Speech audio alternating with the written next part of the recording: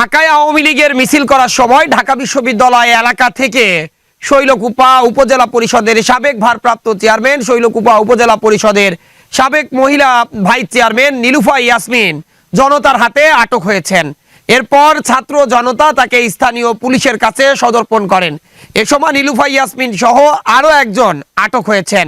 তবে আসলে নীলুফা ইয়াসমিনের সাথে যিনি আটক হয়েছেন তার বাড়ি শৈলকুপায় কিনা সেই তথ্য এখন পর্যন্ত কিন্তু আসলে জানা যায়নি। জানেন যে নীলুফা ইয়াসমিন ফুটবল মার্কায় নির্বাচন করে উপজেলা মহিলা ভাইস চেয়ারম্যান পদে বিপুল ভোটে জয়যুক্ত হন। তারপরেই কিন্তু নানাভাবে আলোচিত সমালোচিত হতে থাকেন এই উপজেলার মানুষের কাছে। নানা সময় তার মন্তব্যকে ঘিরে, কখনো তার গানকে ঘিরে উপজেলার মানুষ কিন্তু সবসময় সারগম ছিল। কখনো কখনো তার মন্তব্যগুলোও কিন্তু অনেক দূর পর্যন্ত গড়িয়েছে। সর্বশেষ কোটা আন্দোলনের সময় যখন উত্তাল সারা দেশ, তখন কিন্তু কোটা আন্দোলনের অন্যতম সমন্বয়ক সার্জিসকে নিয়ে তিনি বিভিন্ন সময় কটূক্তি করেছেন এবং তার বিরুদ্ধে ফেসবুকে পোস্টও দিয়েছেন। তবে তার যে অবস্থান, তিনি উপজেলা আওয়ামী লীগ ও মহিলা আওয়ামী লীগের সাথে জড়িত ছিলেন দীর্ঘদিন ধরে। এখানে তিনি রাজনীতি না করলেও জনপ্রতিনিধির দায়িত্ব তিনি পালন করেছেন। সর্বশেষ যে নির্বাচন হয়েছিল উপজেলা পরিষদ, সেখানে তিনি চেয়ারম্যান পদে কিন্তু আসলে প্রতিদ্বন্দ্বিতা করেছিলেন আনারস প্রতীক নিয়ে। তবে সেই নির্বাচনে তিনি কিন্তু আসলে পরাজিত হন বিপুল ভোটে।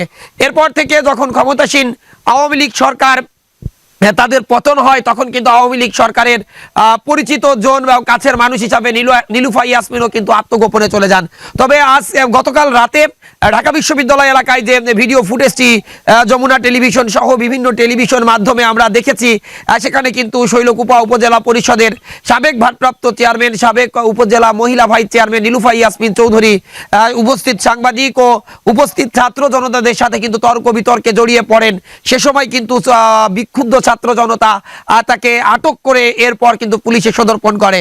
এই বিক্ষুব্ধ ছাত্র জনতা অভিযোগ করেন যে যারা সারা দেশে কিন্তু গণহত্যা চালিয়েছেন, সেই আওয়ামী লীগের পক্ষ নিয়ে যারা মিছিল করছিল তারাও কিন্তু সেই দলেরই সদস্য এবং তার সহযোগী হিসাবে কাজ করে।